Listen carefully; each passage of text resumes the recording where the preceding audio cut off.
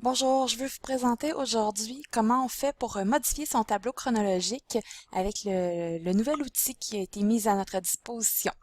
Donc, en fait, il y a deux façons de pouvoir se rendre au tableau chronologique et pouvoir en faire la modification. La première, c'est de passer par Scorpa. Donc, je viens dans mes applications, dossier étudiant. Et là, si vous voyez ici, il y a un onglet qui s'appelle Gestion des compétences qui a été intégré. Alors, quand on clique sur ça, il y a un seul choix, donc tableau chronologique. On peut aller choisir la cote du cours qu'on va aller regarder. Donc ici, je vais aller inscrire. euh, voilà, rechercher.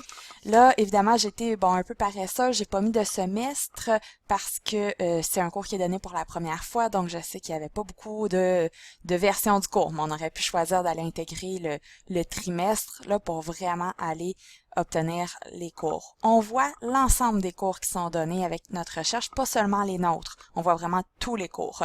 Donc, on va aller s'assurer d'aller choisir là, la bonne section, le bon cours. Donc, je vais aller prendre ici, par exemple.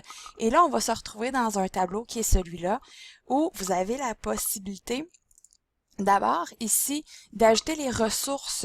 Vous vous rappelez, là, dans les plans de cours, la nouvelle formule, on n'a pas la possibilité d'intégrer les ressources obligatoires du cours. Alors ici, on pourrait le faire là au sein de notre tableau chronologique. Je peux aller choisir le manuel, etc., le rendre obligatoire, mettre une description, donc le titre, l'auteur, etc., là, la description du manuel ou de la ressource. Et ensuite, ce qu'on voit apparaître au niveau du tableau chronologique, c'est la séquence pédagogique qui est dans le plan de cours. Donc, on part de cette séquence-là pour pouvoir faire les modifications qu'on veut apporter à la recommandation. Hein. La séquence pédagogique, c'est la recommandation pour le cours, mais on peut avoir besoin d'apporter certaines modifications à l'occasion. Donc, on va aller défiler ici là, tous les blocs de la séquence pédagogique qu'on peut aller adapter pour préciser, adapter, mettre des modifications qui vont respecter là, le tableau chronologique qu'on va réellement utiliser dans le cours. Alors, ce serait la première façon de pouvoir procéder. Alors, quand on va descendre, on n'oublie pas d'aller enregistrer à la fin.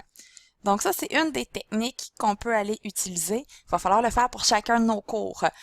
L'option copier-coller pourra peut-être s'avérer utile ici.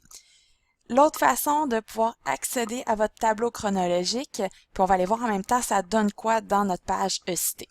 Donc, j'ai ouvert le même cours qu'on a regardé tantôt euh, par Scorpa. Donc, quand on ouvre le cours, c'est un nouveau cours, il n'y a rien encore dedans.